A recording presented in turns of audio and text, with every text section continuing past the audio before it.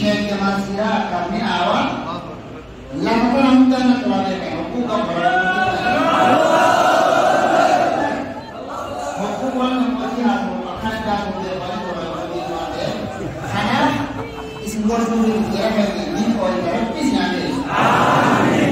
Nah, ini satu bayar pengusaha alimah Syekh Jamal Sirah kali bisa majlis kepada itu akan selalu akan mampu dan mengenal dari Syekh Jamal. Allahu Akbar. Syekh Jamal kuat sudah ada imani, kuat sudah tahu saya negara kemai Watani sini kemudian makina orang eso kawan eso dan makina bisa. Ya subhanallah. Allahu Akbar.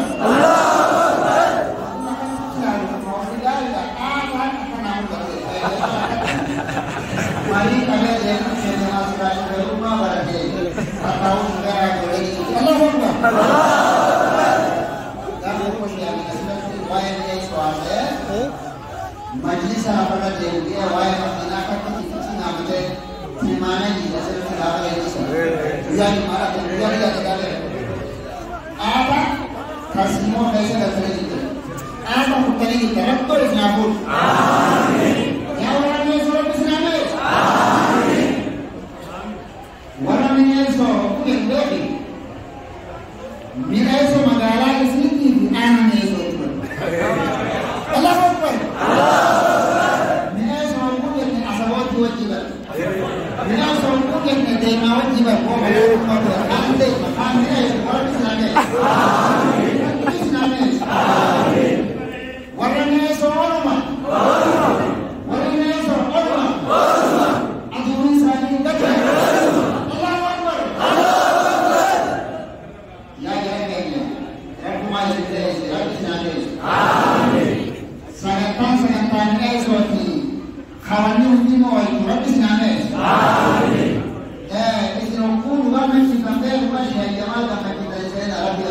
Allahu Akbar.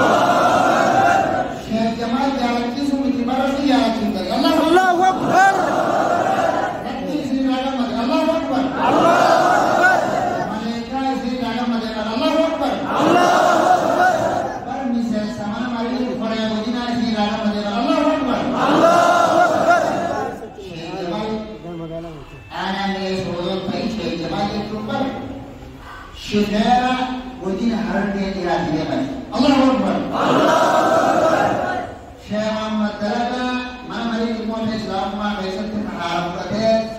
Eda Syekh Jamal ibn Syekh kalbi raka. Syekh Jamal itu boleh umat tersimo mayatnya ma uang berbagi untuk Syekh Jamal itu. Syekh nyaman. Allahu Akbar. Allahu Akbar. Untuk Syekh anak ni soal Syekh Bodina harap guru buat. Allahu Akbar. Allahu